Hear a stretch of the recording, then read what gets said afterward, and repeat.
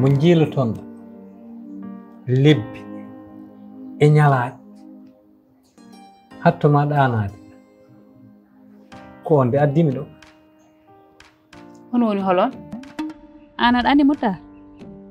Moutar ko mawnam? Mbiɗa ho min Moutar ko dennam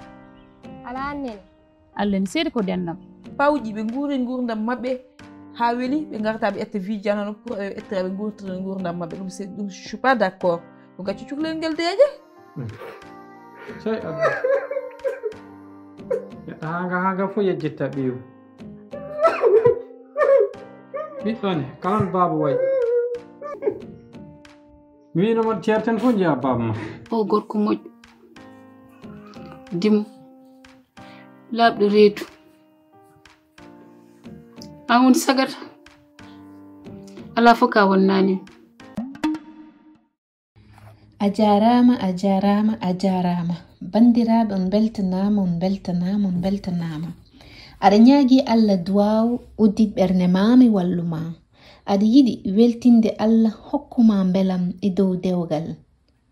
aɗa yiɗi weltinde Allah holluma lawol ɓatto kerem walla lekki amour et harmonie aɗa yiɗi Allah weltina jinnaɓe ma aɗa yiɗi Allah weltina liggey ma aɗa yiɗi Allah ɓeyda arsugo ma ɓatto kerem walla lekki lumière et réussite aɗa yiɗi Allah safra ɓandu ma aɗa yiɗi Allah ittanma gite e kununde ɓatto kerem walla lekki mauvaise langue aɗa ronki joɗade liggey aɗa ronki jogade kaalise juuɗe ma aɗa ronki joɗade dewgal ɓatto kerem walla lekki la main du mal aɗa yiɗi toppitade sukaɓe ma ɓatto soin privé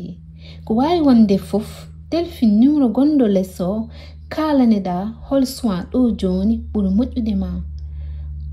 on calminama te on jarama no fewi